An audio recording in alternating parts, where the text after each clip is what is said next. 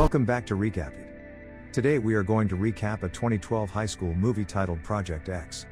Three high school seniors decide to throw a party in order to gain popularity among their peers. However, their plan soon spirals out of control when news of their party quickly gets out. But before we begin, please consider subscribing to this channel. Now without wasting any further time, let's begin, shall we? Costa and JB, high school students in Pasadena, are planning a party for their friend Thomas' birthday in order to boost their popularity. Thomas' parents leave him alone in the house for the weekend, but they warn him not to invite too many people over and not to drive his father's Mercedes. Although Thomas is hesitant to host the party at his home, Costa sticks to his plan and hires AV student Dax to document the evening's events. While Costa, JB, and Dax spread the word about the party around the school, Thomas invites his best friend Kirby, who has a crush on him, and Alexis, a popular girl. The boys go to T. Rick, a drug dealer, to buy marijuana after purchasing party supplies. Costa kidnaps his lawn gnome and turns him into a party mascot. T. Rick discovers the theft as they leave and pursues them, but they escape in Thomas' minivan.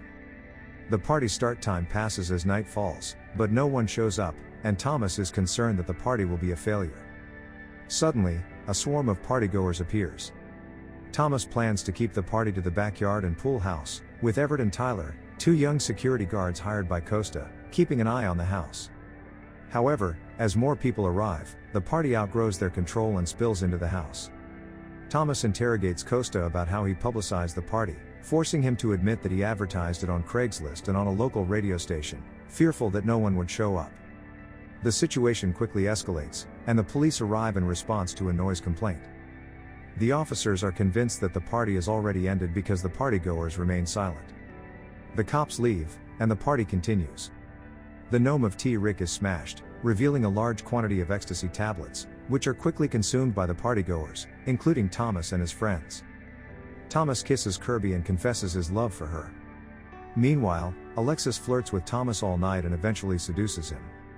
Kirby interrupts the couple as they are about to have sex and leaves the party upset, as does Alexis, who is upset that Thomas ran away and was secretly filmed.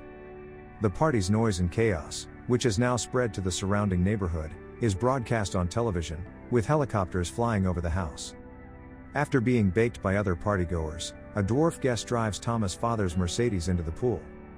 T. Rick arrives with a flamethrower and sets fire to the trees and cars in search of Costa and his gnome, forcing the guests to flee and the party to end.